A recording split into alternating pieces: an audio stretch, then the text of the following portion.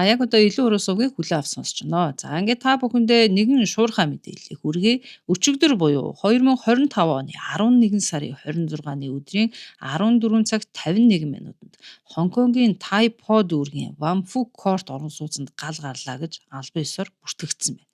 За ингээд энэ галын түвшин тухайн өдрийнхөө оройны 18 цаг 22 минутанд хамгийн дээд цэгтээ буюу 5 дугаар түвшинд хүрсэн байна.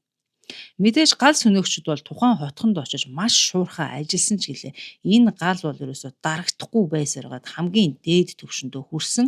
За ингээд энэ өндөр том том барилгууд шатж байгаа нь бол үнэхээр аимшигтай харагдаж байсан юм. Энэ аимшигт галын улмаас хамгийн сүүлийн үеийн мэдээллээр 44 хүн амиа алдаж 36 хүн гэмтсэн. За хамгийн харамсалтай нь энэ тоонууд бол цаашдаа өсөх өндөр магадлалтай байна. За энэ амиа алдсан 44 хүний дунд нэг гал сүнөгч байсан гэж мэдэгдэл гарсан. За мөн хэд хэдэн гал сүнөгч нар халууны хордлого аваад яаралтай эмнэлгийн тусламж авахар эмнэлэгт хүргэгдсэн байна.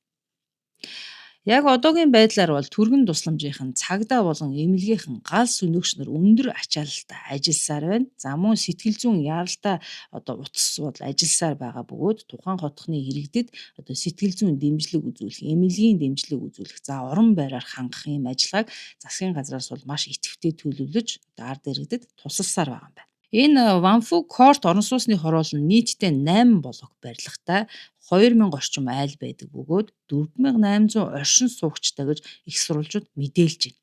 За гал гарсан шалтгаан бол яг одоогоор тогтоогдоогүй, тодорхойгүй байна.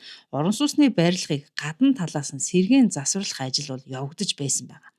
За энэ барилгын гадна талд байрлуулж угсарсан байсан хулсан шат. За мөн хамгаалалтын ногоон тор зэрэг нь бол маш шатамхай материалууд байсан учраас гал бол зэргэлдэх барилга руугаа салхиар дамжин маш хурдтай тархсан.